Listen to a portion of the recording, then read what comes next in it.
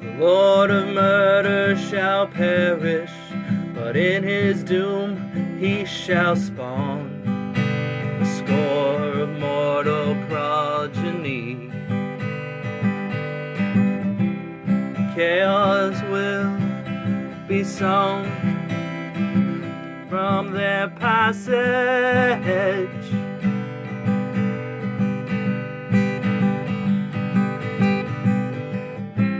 So saith the wise Londo. Hi there, I'm Cameron. And I'm Danny. And welcome to Mages and Murderdads. This is our 15th episode. The Big 15. The Big 1-5.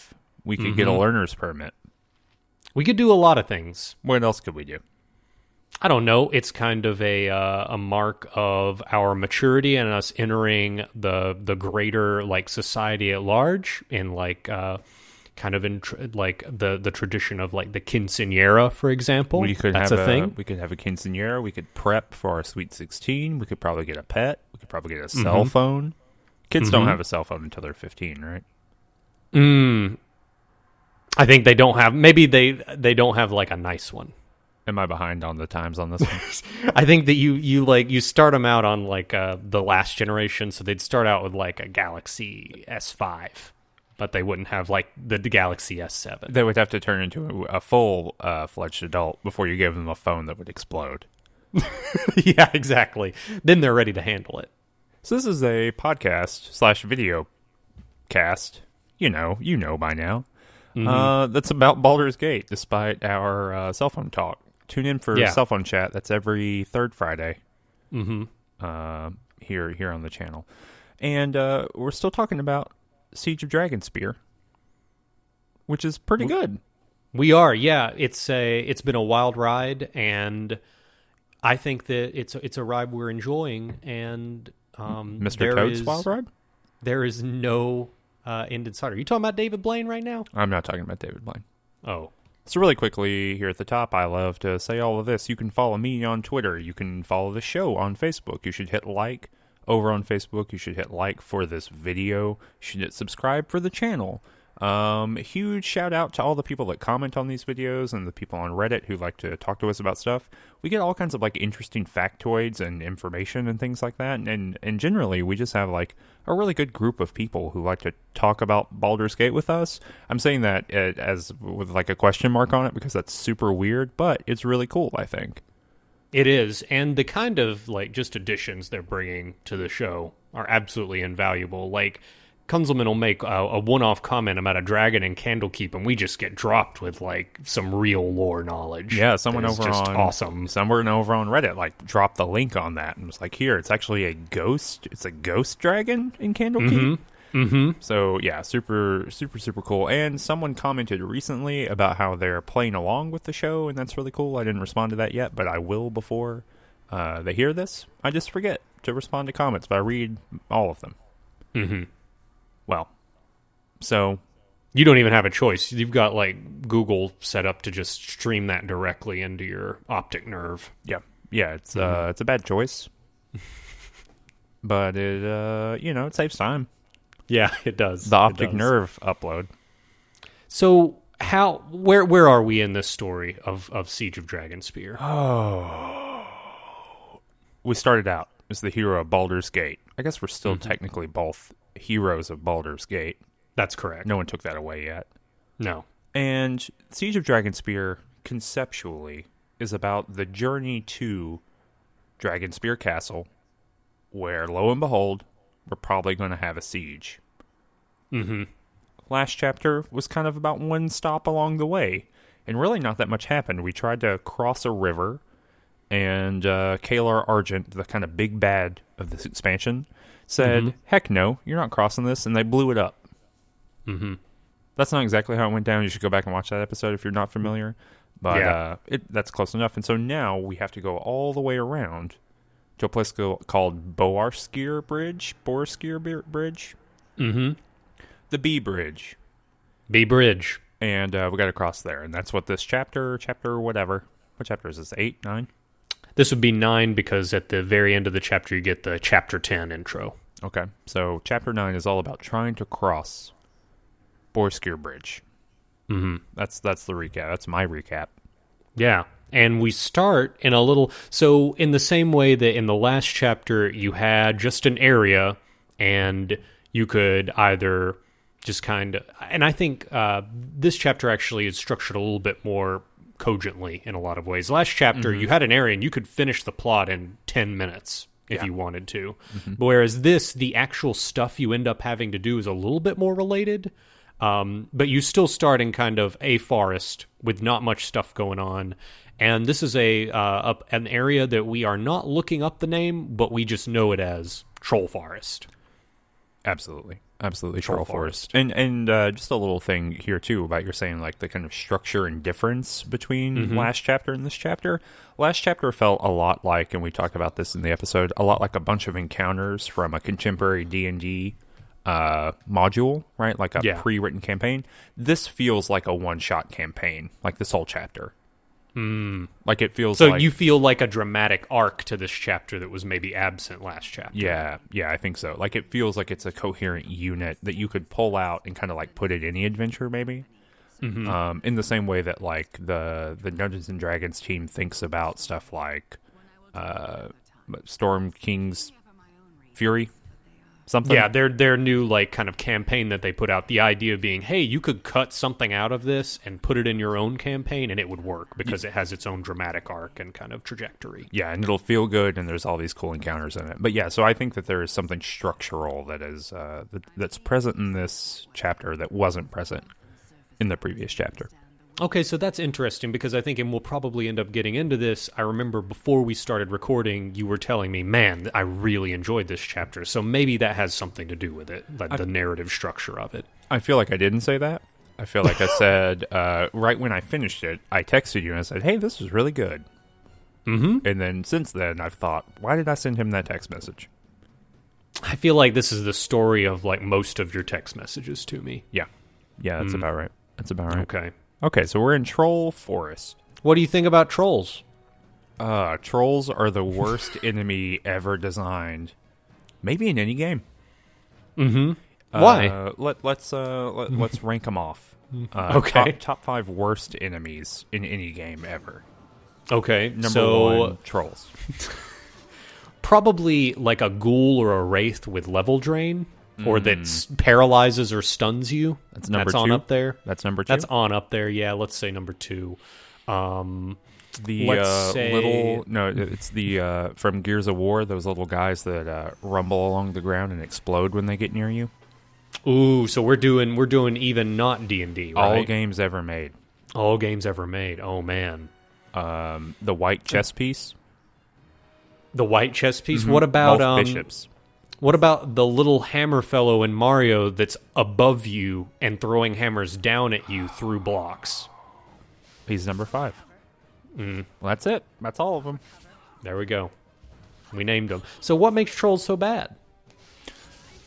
Trolls can only be killed in two ways. Fire and acid. Okay.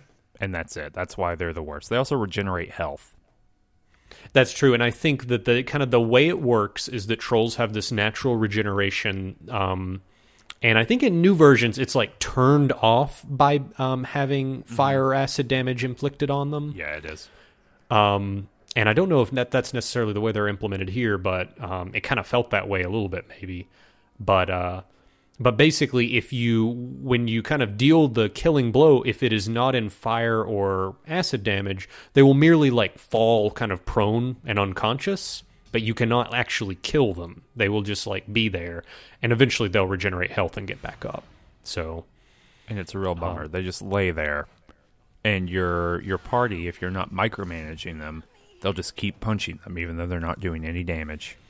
So I guess like the actual mechanical impact of you during this is you have to make sure that, like, say, Ticklevar has specific spells memorized that will affect trolls. Absolutely. And what spells are those for you? Melf's Minute Meteors. If this is the first episode that you're listening to of Mages and Murderdads, It might be helpful to know that Danny plays a character named Balthazar. We never do this. We never talk about this. Yeah. Danny plays a character named Balthazar, who is a half-orc barbarian. I play a character named Ticklevar, who is a sorcerer. The end. That's that whole parenthetical, but maybe people actually need to know that. Yeah, so it is important. So Ticklevar, with his sorcery, uses Melf's minute meteors to like finish off specifically trolls that are down. Yep. So you can't just like waste those on trolls that are standing up. You've got to wait until they are like down for the count, I imagine. You can kind of play it by ear. I mean, at this point, I've got 4 uses of that spell, or maybe even 5 uses of that spell per day, and each one produces 20 different fireballs. Whoa. I mean, they're just like single little ranged attacks, but yeah. So they last a while. Okay. Yeah, this mechanic did not affect Balthazar at all, because the bronze sentry that took me 3 times to kill, which is like actually in video, there's video evidence of these like attempts in the last video, dropped the sword of troll decapitation. It's just a big old Kylo Ren sword, I think. Can I tell you the only good thing about trolls? What's that? There is one of those Dungeons and Dragons novels.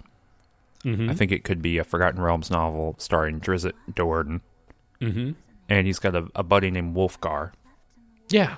Who's his barbarian buddy. Very similar to Balthazar, although Wolfgar is a human. And like pretty chaotic good. That's true. So Wolfgar and all these buds are all fighting the trolls, and they're being overrun, and they get away and they go inside or in a cave or something. And in Wolfgar's like his leg, there's a troll's severed arm that's just like dug all the way through his skin and like is down to the bone, gripping him. Yeah. And it's like, yeah, trolls, because within D&D, if you cut a troll, if you like cut its arm off, a troll will grow back from that arm. Oh, they multiply. Yeah, I think that's how they reproduce in original D&D. It's like starfish. Weird. Someone should look That's that up, terrible. and I'll look that up to check just to make sure, but I'm 90% sure that's true. Interesting. Wow. And if not, it should be true. I mean, come on. Yeah, I mean, we need to be the change we want to see in the world here. Hey, I'm doing it. But yeah, so this troll problem did not affect me because that sword just deals fire damage to trolls. So the only difference that kind of Balthazar faced in this level was like it's one less on like the Thaco level versus like other things with his other sword he got from Durlag's tower. So, you know. Well, did you see that the troll killer sword that you have is also from Durlag's tower, technically? Really? If you read the item description, it is from Durlag Troll Killer. Oh, like it's his sword, it just isn't from the tower. Exactly, it's his sword. Yeah, Which I think is Balthazar is pretty not neat. interested in like the stories behind his murder implements. He's not that kind of guy. No. He's too busy transcending morality. So what else was on Trollforce on the map? Yeah, just and so there were 3 encounters that were very reminiscent of encounters we've described previously in this game. Very tailored encounters that are like kind of hard, thematic, and there's just a group of goblins, a group of orcs, and a group of ogres that are just hanging out in random places of this map, and you don't get anything for killing them other than experience. And the ogre group in particular was like very difficult, and it kind of reminded me of probably the first or second episode of this podcast when Ticklevar was describing how some ogreillians or half ogres just ruined his day, like way back in the day. And I wondered like how you were faring now as I was playing that. I just summon, half of my party can summon monsters, and so I just summon, for any of this like random trash, I just summon like 6 monsters, and then they all kill them for me. And then you rest and rinse and repeat, I imagine. Exactly. But there was a troll cave on this map. Oh, yeah. Did you go in the troll cave? I did. I murdered every troll in that troll cave. Did you find the secret in the troll cave? So there were a few like little, I don't know if it was a secret, but there were just a few like gems and whatnot around.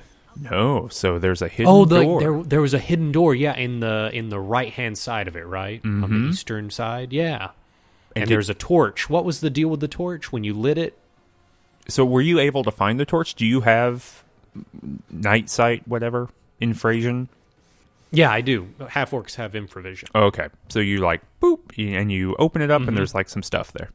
Yeah, and it's you would have never been able to see this if you had not lit the torch. This is not the first time this game's like pulled that little thing on us, right?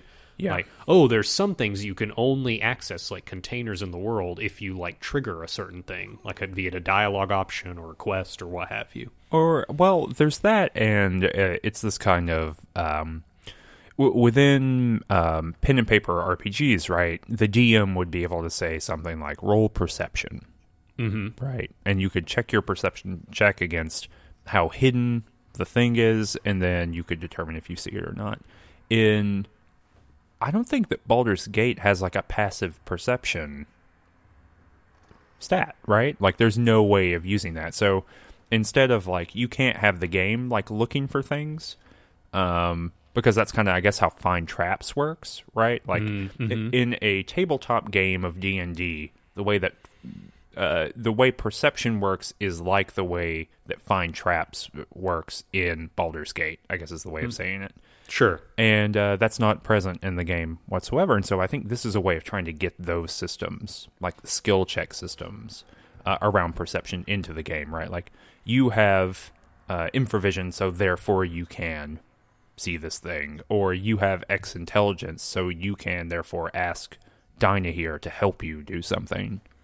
Yeah, but I think that, and I think that's much more interesting even than the best implementation of a real perception system, because you also have it not just with traps, but with like secret doors in these series of games, right? Oh, like, yeah, that's right. If you just like walk around an area long enough, even with a low score, eventually the secret door triggers, because that's how Balthazar finds every secret door.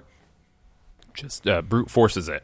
Just brute forces it by like deeply suspecting something is wrong and pacing until the solution manifests itself. So at the top of this like zone, I got to see two cool things. Okay. As I was trying to leave, because this is kind of like a vanilla area. There's just stuff here, right? There's no like deep story importance. Very reminiscent of actually the those wilderness areas at the beginning of BG1. Absolutely. So, or actually, I guess three things. So the first one is I ran into a group of thieves, like brigands, and one yelled, "Oh my god, it's the hero of Baldur's Gate. I don't want to die like Saravok." And then he ran away screaming, and then the rest of them also ran away. Oh, yeah, I remember that happening. So that's pretty cool.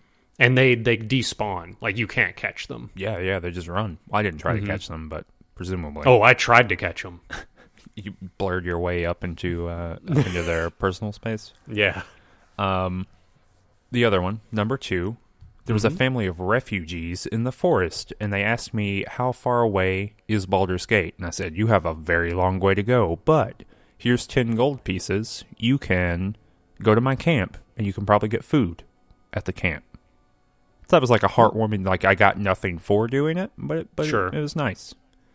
We have enough money. Even that like gold bus that you sold, as pitiful a compensation for all of your money being lost as that is, could just pay for that refugee family to stay with our camp forever, because that's the safest place to be in the Forgotten Realms right now. That camp. They could probably buy like a flying castle with the amount of money that I have, and then like go buy an independent state. Like near, it doesn't even have rock. to be in Faerun. It could just be like in a plane, like one of the nice ones. Yeah, like the elemental plane of fire. They could buy the whole one. I said one of the nice ones. That's one of those things where you're like, hey, refugee family, here's a deed to a manor in the elemental plane of fire. Yeah, it's well, I feel like if you own it, you can do whatever you want with it, right? You can probably tone it down. I guess. I don't know if there's a thermostat. It's like the Florida thing is, of the elemental planes. We want to be an elemental plane of air? That's the problem, is if you like turn the thermostat down too low, you end up violating the domain of some other deity, and they're going to get angry, right?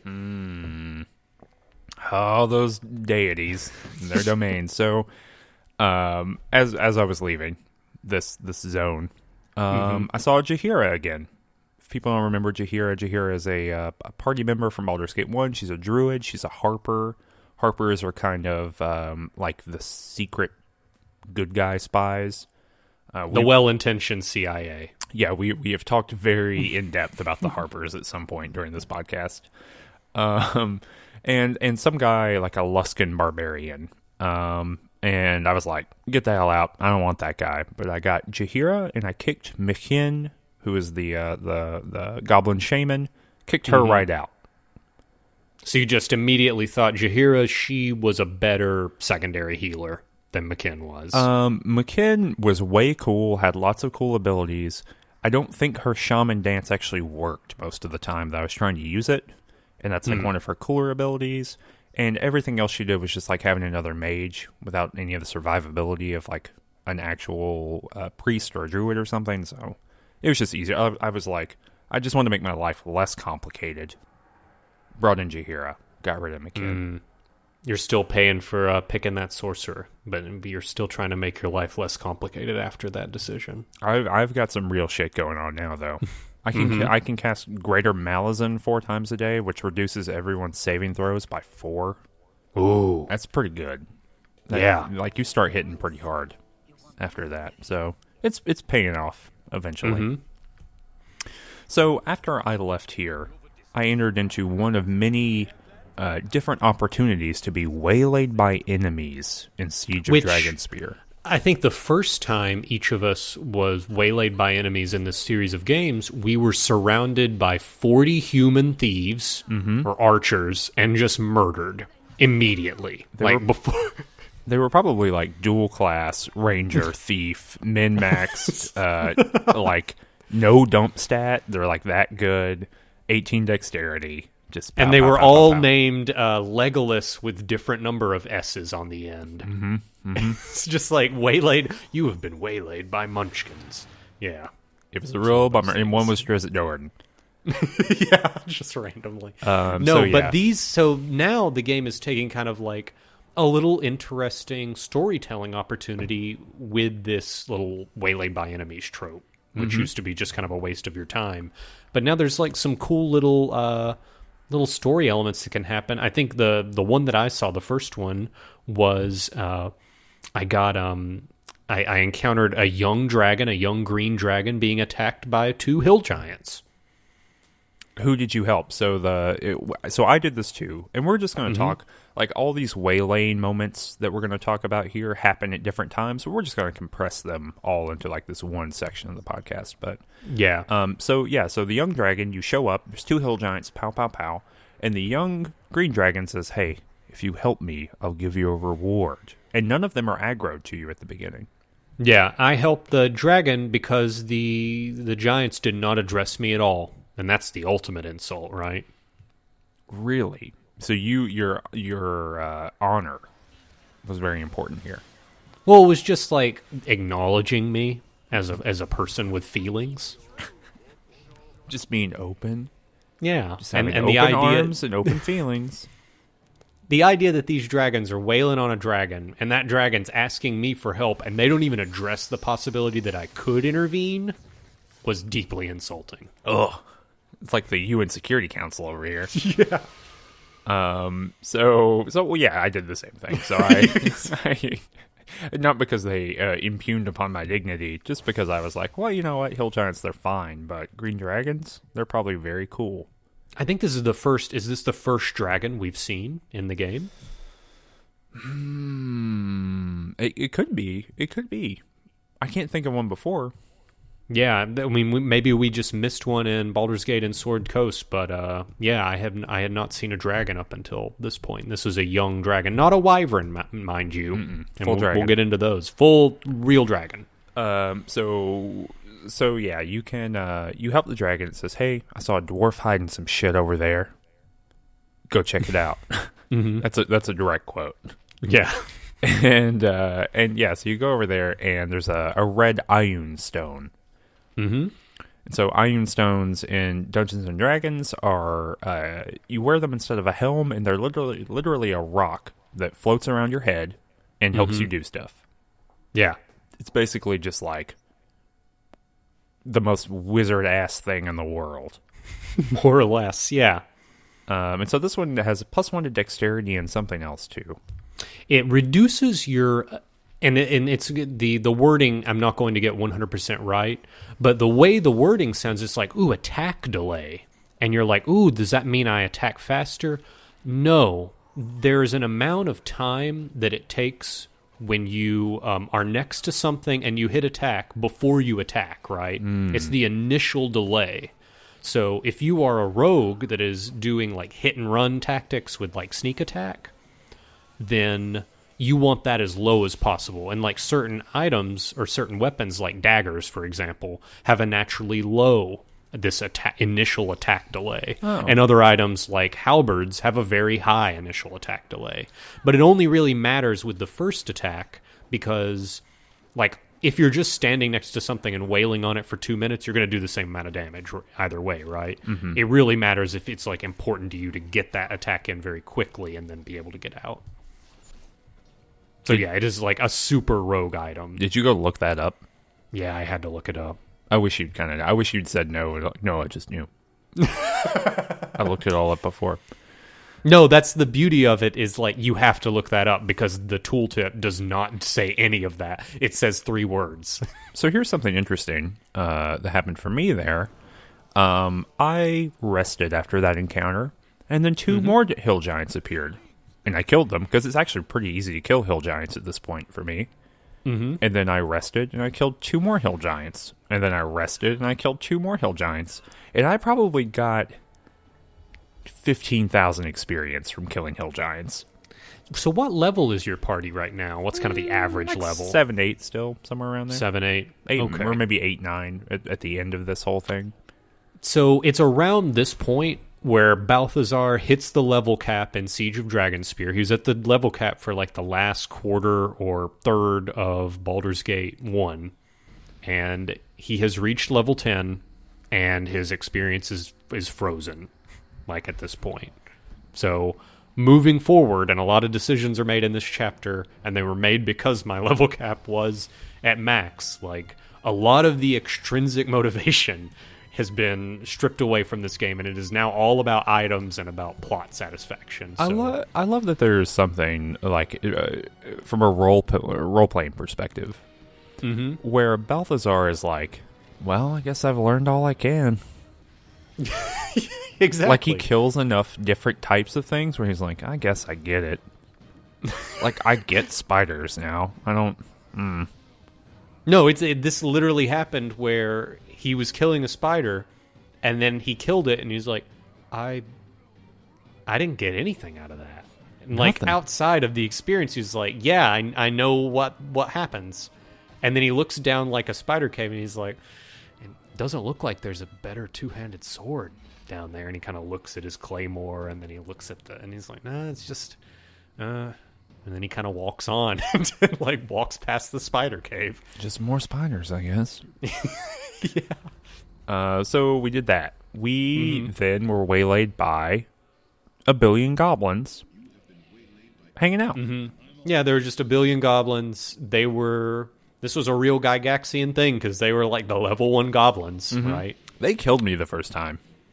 They are not level goblin. There's some goblin veterans and goblin sharpshooters interspersed, right? That are like actual threats. So I think the goblins are mostly like distractions of the actual goblins that are threatening. It is very, very fun to fireball into those goblins because you kill like 40 at a time. So speaking of that, there's going to be, and when you insert some of the footage of some of my fights from this game, because I like include a lot of the major fights, I am finally using an item that I've had on me forever, and it's called the Gift of the Lost Ones. Okay. And it is a necklace that I got in Baldur's Gate 1, and it has a fireball spell on it. that is like 66 damage. So and it now- has 25 charges. So Balthazar's just running around shooting fireballs out of his face? Whenever there are more than 5 enemies, he is just constantly like aiming a fireball at his own feet, like heedless of the damage it's doing to him, because he has, like, when he's berserk, 200 hit points, right? Mm-hmm. So he's just like staring down, and out of his necklace are erupting these gouts of flame, immolating his enemies. And then when there are 4 or 5 left, he kills the rest of them, right? Like, that's the cyclical nature of combat for Balthazar now. Oh my god. What a ridiculous game. Okay, so that's how you took out the goblins, is what you're telling me? No, I killed each and every one of those with the sword because they exploded when I did that. But for like the real fights that were difficult, yeah, it's the necklace.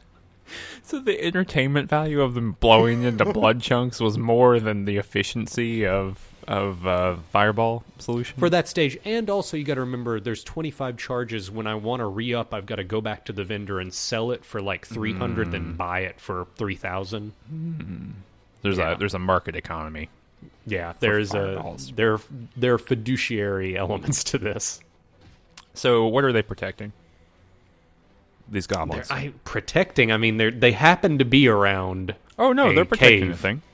You think so? Yeah, when you spawn in, one of them yells, "Protect the treasure." Ooh, okay. Yeah, so they are protecting a cave, and there are some anthropomorphic mushrooms down in that cave. They are called... Oh, dang. I knew this. I think they're very cool. Anyway. I don't think they're mushroom fellows, and I don't think they're fungal men. Fungaloids, no. They're Fungaloids, not. yeah. I knew the name the other day. Anyway. Myconids. Yeah, Myconids. Myconids. Mm-hmm. And so there's a bunch of them, and you can just kind of those. slay through them. Mm-hmm. And at the end, there's a dead person with some elven chainmail. And a note. Yeah, Balthazar saw that note too. Not impressed by that note? I think that note is very interesting. What did the note say? Oh, I have no idea. Oh, for real? Yeah. The note says that the person with elven chainmail is there looking for the exile who has been seen near Boareskyr Bridge. And when you zoned into this waylaid by enemies encounter, it said that the earth had been recently blasted by a mage's spell. So, I'm not going to spoil any of this because this is some like kind of plot that leads into Baldur's Gate 2 stuff, but we're going to talk about that later in future episodes because it's pretty cool little detail. That is interesting. And then there was another waylaid thing where there was like a cave with trolls and trolls fighting orcs, and then you like go into the troll cave, and there was another one of those like infravision kind of things where I could look down into a pool. I went all the way down into the pool. There were some enemies in it. There was like 6 trolls, and I killed all the trolls, and I got a sling. But the sling turns any shot into a fire shot, so that actually made my troll stuff a lot easier. Yeah. Oh, that's good. So you don't have to hoard your missiles. Mm-hmm. Mm-hmm. I mean, I kind of did anyway. It's actually faster to cast the missiles and throw them. I think I have a better, like, 2-hit score, THAC0, for that. Mm-hmm. But yeah. Oh, fun. So it was at this point where Balthazar's at max level, and Balthazar just heads on to Boareskyr Bridge and, like, starts on that content. But that's not what we're going to move to next. We're going to move to next, like, the next logical place you would go if you were actually, like, kind of doing this stuff legit, and that's a place we have deemed Worm Mountain. Worm Mountain, but Worm with a U. Yeah. But that's not what it's called. We just don't know what any of these things are called, and we're not going to go back. I'm not going to open that game up to look right now. Mm-hmm. Troll Forest, Worm Mountain. Worm Mountain, Boareskyr Bridge. We've got one of them that's, like, for real. Batting 300 here. That's not bad. That's great, in fact. That's well over the Mendoza line. I know exactly what that is. Mm-hmm. So, what's at Worm Mountain? Got some wyverns hanging around Worm Mountain. They're kind of pseudo dragons. Well, their pseudo dragon is a different thing. Wyverns are kind of the cousins of dragons. In the kind They're poisonous. They got a poison tail. Yeah. They fly around. Yeah, and they, I don't know, I guess their forelegs are like shorter or something. There's something about the legs, right? Got little dinosaur arms. Yeah, something like that. But they're just trash mobs. There's trash enemies all throughout this spot. There's wyverns, there's bugbears, there's spiders, there's a hill giant that's guarding some treasure. Mm-hmm. I killed all of those things, and none of it was worth my time. Like, not a single part of it was worth my time. So there is a spider cave at the bottom of this mountain. I avoided the shit out of that. Yeah, and if you go in and... I did this last after all the other content, and it was still like incredibly difficult compared to a lot of the content we're going to talk about.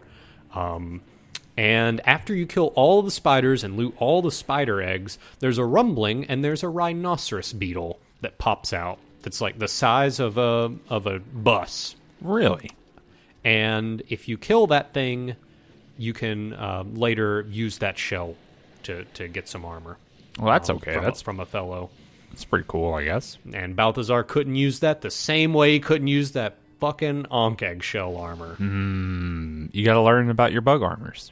You got to remember, they teach you that in barbarian school.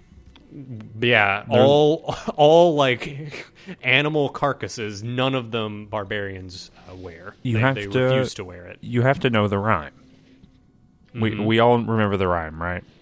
No. If a bug does be wearing it, barbarians, they must be afeared of it.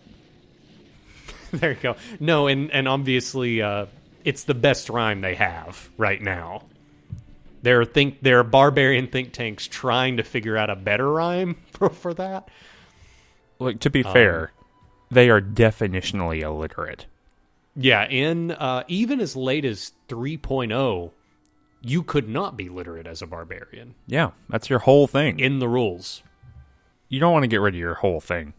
Yeah, that's true. No, it's totally forgivable. But yeah, there's a spider cave with an enemy that is useless to me because I'm getting no experience. But yeah, what's at the top of this mountain, the Worm Mountain? There's a cave. Mm-hmm. It's got a dragon in it, and that dragon is sleeping. It's a big cool. green dragon. It's a big old green dragon, and there's even a message to be like, hey, there's a dragon in here, and maybe if you just like don't do stuff, you can move on by. I really thought that being nice to that young green dragon earlier would pay dividends here. Mm-hmm. But it did not. It did not. No. Did you wake up the dragon? So I tried to kill it a couple times, and the first time that I did it, I actually did it on accident. I was trying to sneak around. But the first hits I got on it got it down to like 2/5 health.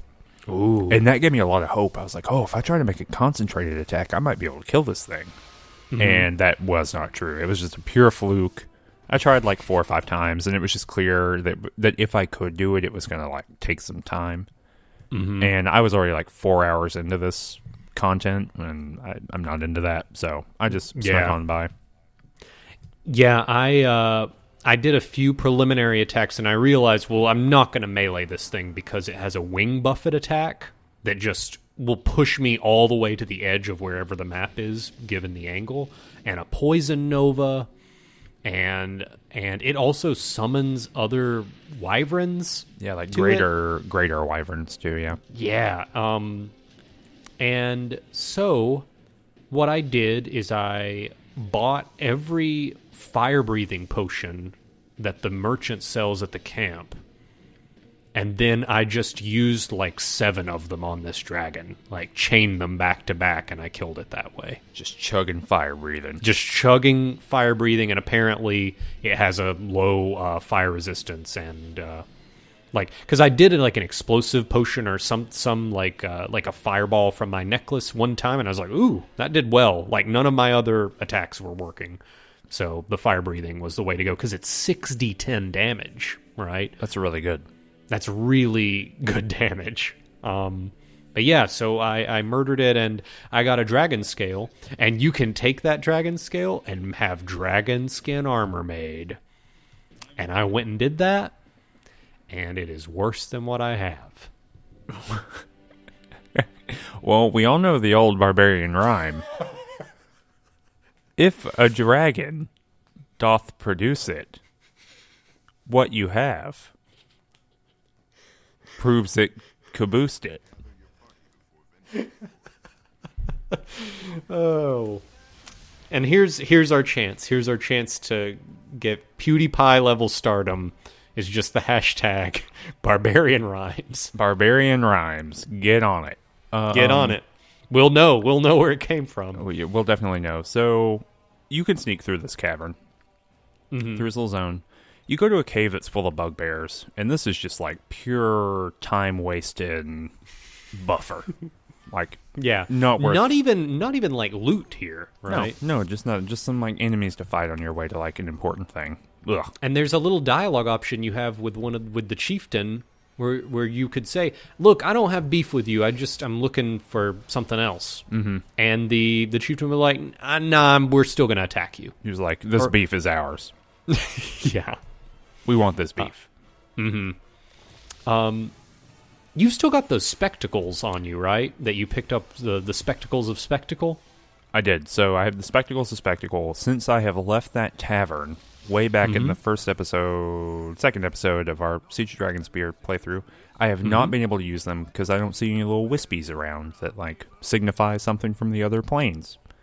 However, in this episode, I did see something.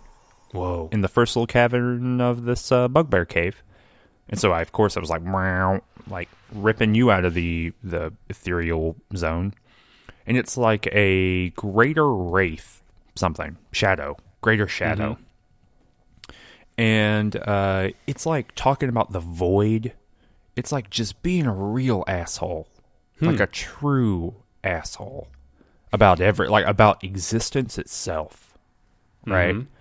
And so, like, we're having a chat, and I'm like, hey, can you understand me? And it's like, yes. And I was like, hey, you want to go kill all those bugbears for me? And it was like, okay. And so it did. And it killed them all? It killed a bunch of them, and then they killed it, which is kind of more impressive, honestly. Seriously? Yeah. So that's how it went. So then I zipped on through there, and then I got into the Temple of Cyric / Ball. So question, did you go to the Temple of Cyric first or Boareskyr Bridge first? I think I went to Boareskyr Bridge. Yeah. And they were like, you need to go to this temple. No, I don't. I think that I just went to everything that I could go to, and when I realized I was not finding any of the objects that they tell you to look for at Boareskyr Bridge or at the Flaming Fist encampment, I then went to the top of Worm Mountain. That's what happened. I gotcha. Yeah, so kind of, if you were to try to rush the plot, you would get to Boareskyr Bridge, and the Crusade has the entrance blocked, and the Crusade basically says, hey, we're not letting you pass. And you also find out from some folks at the encampment that you can get, like, there's like a back door into this besieged part of that encampment through a teleporter, but in order to work the teleporter, you have to have this particular stone. So either way, be it through kind of complicity of the Crusade or by going the back door, like defying the Crusade, you've got to go to this Temple of Cyric. Yep. And who is Cyric? Give us like the tweet's worth of backstory that the game already told us. Cyric is the mad god. He is the person who killed. He killed Baal during the Time of Troubles in one of those novels that we tried to read and it did not finish. Sure. He also claimed the domain of Mercule, and I think he claimed Bane's domain as well. Portfolio, I think is what they're called. Yeah, so I was about to ask, like, what his... I know that he is chaotic evil, and that in this timeline he's kind of like a greater power in the Forgotten Realms. But I'm just looking it up, and it looks like his portfolio is quite large at, like, the peak of his power, in that it was madness, strife, trickery, destruction, evil, murder, lies, intrigue. Yeah. Yeah, I think he got it all, because all of the allied gods of, like, the evil gods of strife and murder and deceit, because mask is the of deceit, and the other one of death. Yeah. They all allied together and were killed during the time of troubles. Kelemvor, after that, received the portfolio of the afterlife, and so Cyric got everything else. Yeah. From those people. Self-made man. Self-made, well, I mean, he had to do a lot of murder.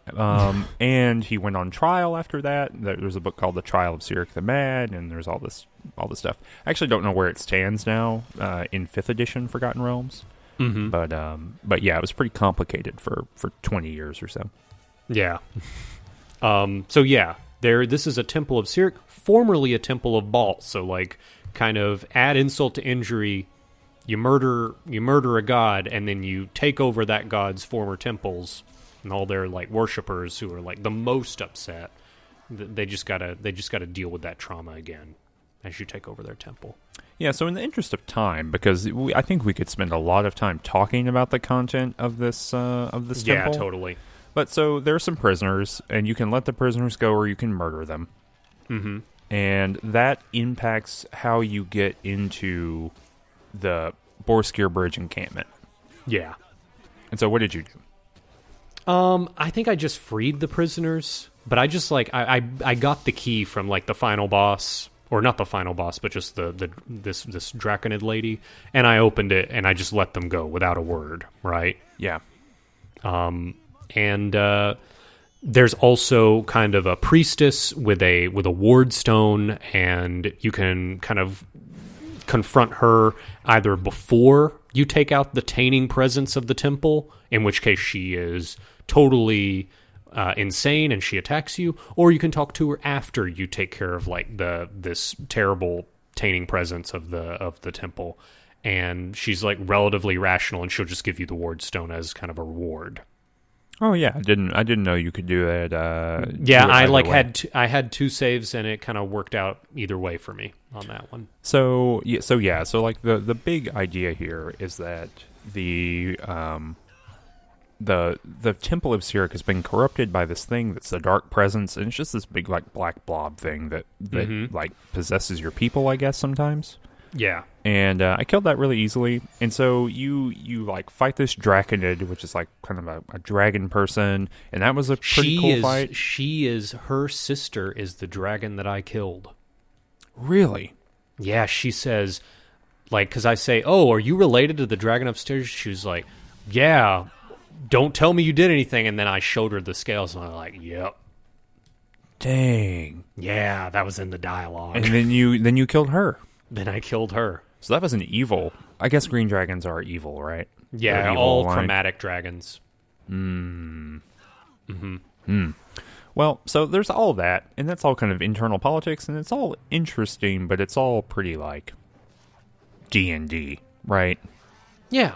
Like, yeah. It's no, it's some D&D stuff, but it's at least interesting to get some kind of, unlike the last chapter where it was like, we're liberating like a dwarven, the Doomathoin dwarves, and there's like a lich. At least this content is related to the overarching story of the Ballspawn, right? Yeah. But so this is why I think it's interesting. So this whole dark presence thing is being caused by this external entity, and we're like told a little bit about it. And what is that external entity, Danny? Like, once we get down to the deep, blackest pits of the temple, what's down there?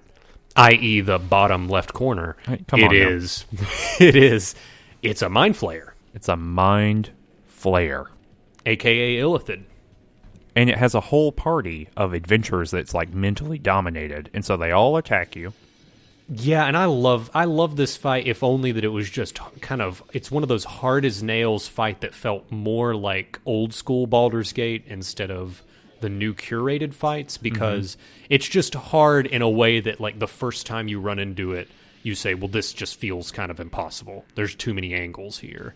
Whereas a lot of the fights in Siege are like, okay, I understand immediately how this is beatable. It's just I need to like go through the motions in order to do it. Like I have to execute this well. Whereas this felt like that fight at the top of the Iron Throne, like early on in Baldur's Gate. Absolutely. Right? It's just a bunch of like oppositional adventurers to you with the same kind of toolkit that you have, using that toolkit on you the same way you would do it to them.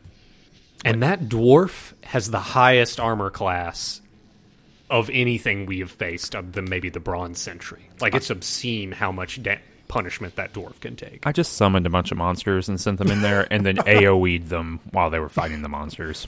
Over and over again. And I was able to run away mid-fight and save, and then rest, and then come back. So, like, I had to... there's no way I could have done it normally. But that's old school Baldur's Gate, right? Oh, hell yeah. That's how I played that whole first game. Yeah. So two interesting things that happen in this temple that I think are cool in like a grand plot line kind of way. So the first one is that there is a priestess named Medel who is there. And she is a priestess of Baal. And so she's been trapped there for like 30 years. Maybe not that long. Maybe 20 years. And she's blind. And the priestess of Cyric just torments her. And you can read in a journal that the priestess of Cyric has been telling Medel that Cyric has taken over the entire world. Oh, yeah, she's just feeding... Yeah, she, like, will come in and brag, oh, man, let me tell you about what old Sea Baby did today. What he's been doing. Prince Elias. He took over Waterdeep today. He's the king of Waterdeep now. Yeah, she's just doing that to her for years and years and years. And Medel, if you talk to her for a while, tells you some dark stuff, like about all the kids they've murdered and all this, like, horrible stuff. And murdering travelers and cutting their hearts out. Like, some really, really bleak business. But at the very end, I went and I let her go. And she said, well, what do you want me to do? And I said, I am a child of Baal.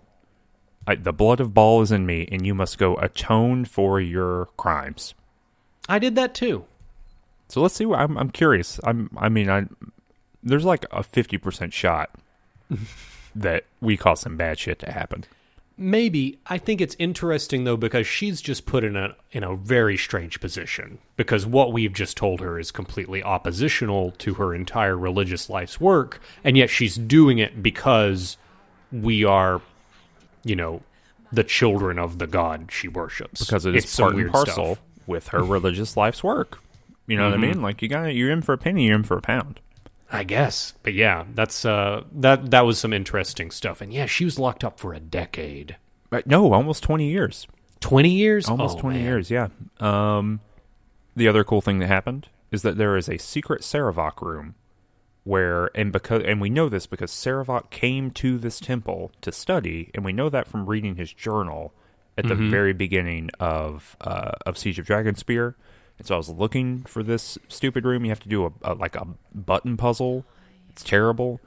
But inside that room, there's a sword, and it's got like a particular name. But also in the chest with the sword is a descriptive piece about Godsbane, which is the sword that killed Baal. It is the sword that Mask that was kind of telling Cyric what to do.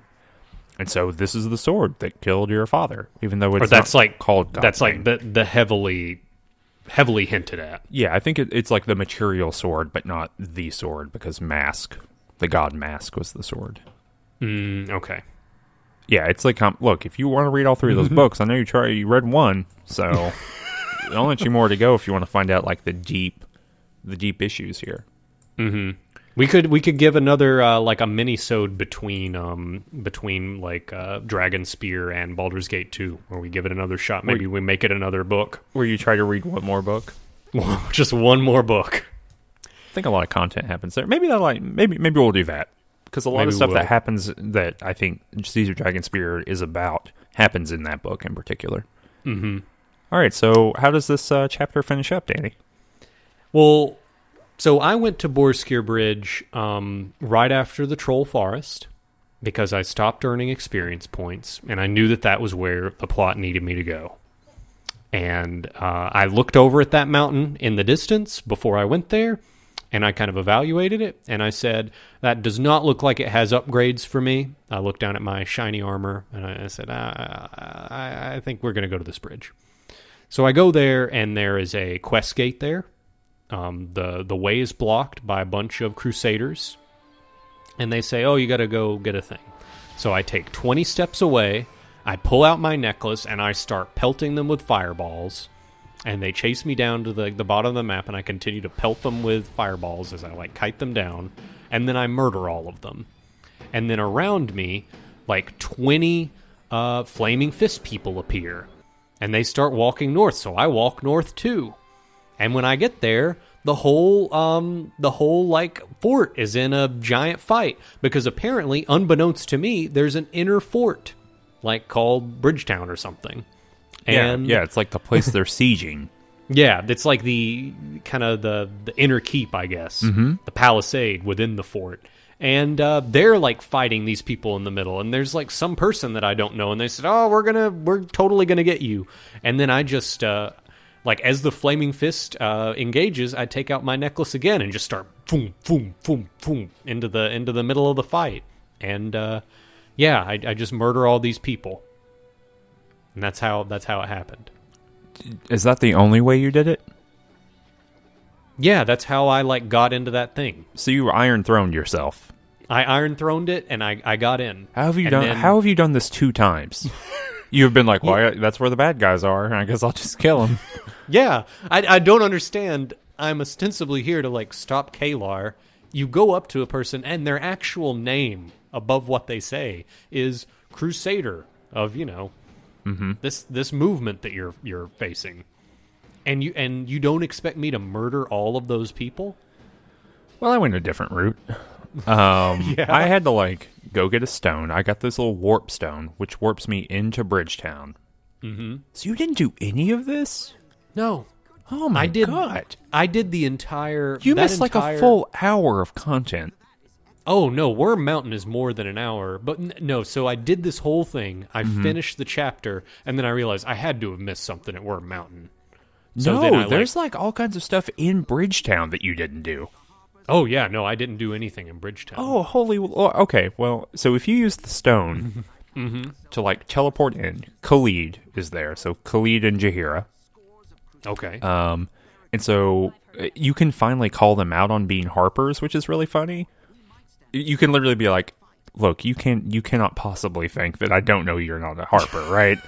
And Khalid's like, I don't know what you're talking about. Ooh. And you're like, look, dude, yeah, just let's dispense with all the silliness here.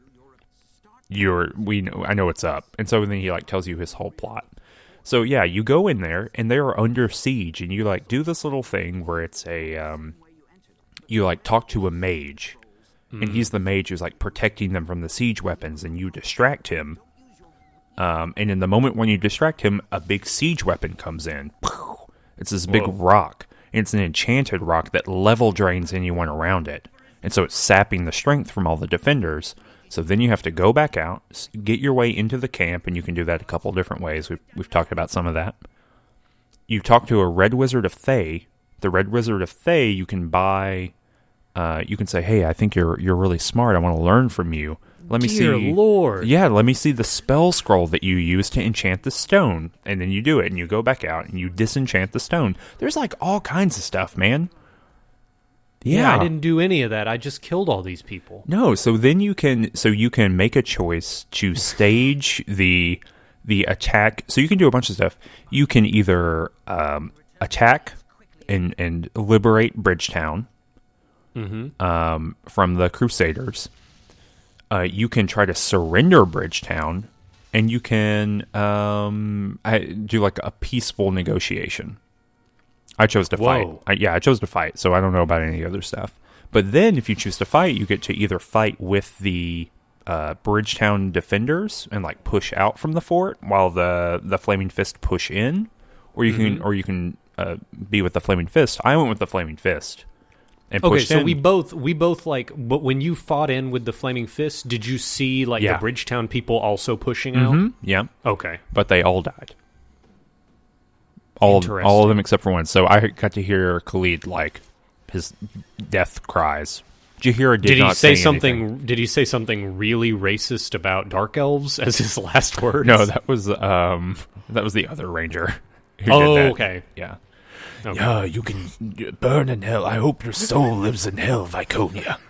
Like whatever, right. Whatever that dude was saying. Yeah, the other elf. Yeah, the other guy. But yeah, and so yeah, Yeah, I can't believe you did. You should go back if you have a save game and like actually do that. I don't know. I think I like Balthazar's straightforward style of good lord. Yeah, Dorn is in there. There's like all kinds of people you can talk to. Oh no! So like after I liberate it, I did meet Dorn. Oh, okay. And Khalid's still alive. Okay, good. And he's just like hanging out in the middle, and I can like talk to him, and it's very awkward. Like it's obviously not planned that we like introduce ourselves like after the liberation. Mm-hmm. And yeah, there's just some weird items that I had to just throw away because I found a scroll on some body and it didn't make sense. Like it wasn't a magic scroll. It was just like it had a weird name and it sounded very questy. Sounds like the scroll you were talking about. Yep. That's what that was. He was a red wizard, and that was okay. Yeah, there was a red wizard corpse like on the ground somewhere after I was finished. I kind of wish I had Edwin in my party. Even though I don't particularly like him, but because he's also a red wizard, but one who's like kind of not aligned right now. So I wonder if there's interesting dialogue that happens. But so after this, then we cross Boareskyr Bridge, which there's on kind of our side of the bridge. There's a big old statue of Baal pointing across the bridge, and on the other side of the bridge, there's a big old statue of Cyric pointing on across the bridge. They hate each other. Mm-hmm. I'm actually surprised you don't kill Cyric. I understand why they can't do that, like over the course of the Baldur's Gate games, because that messes with the larger canon, and it's probably a bad idea to do that in a video game. But seems like that would be a good opportunity. It would make sense. So as you cross this storied bridge, we get a story through a vision, and we have a vision. You're like struck. Well, actually, so first they're trying to blow that bridge up. That's true. Yeah, and you've got to like... and you say, stop that. Stop that, you nerds. We pull an Obama and we say, cut it out. Cut it out, Crusade. Don't do that. Is that... Did you say that? Literally his response to the Russian hacking. You guys need to cut it out. Well, they need to cut it out. Because we'll do stuff to you. Well, I That's mean, also but what a if direct quote. What if they tell us to cut it out? Like, what do we do? I don't know. I'm glad we pulled that. We pulled that lever first. Cut it out. Cut it out. Cut it out. Cut it out. I might cut this out. No, I'm gonna leave it in now. That pun's too good. But yeah, so we are like struck on the thing, and we have a vision of the moment that we've talked about several times now of Cyric with his red ass sword. There's the god mask, and he puts a knife in Baal.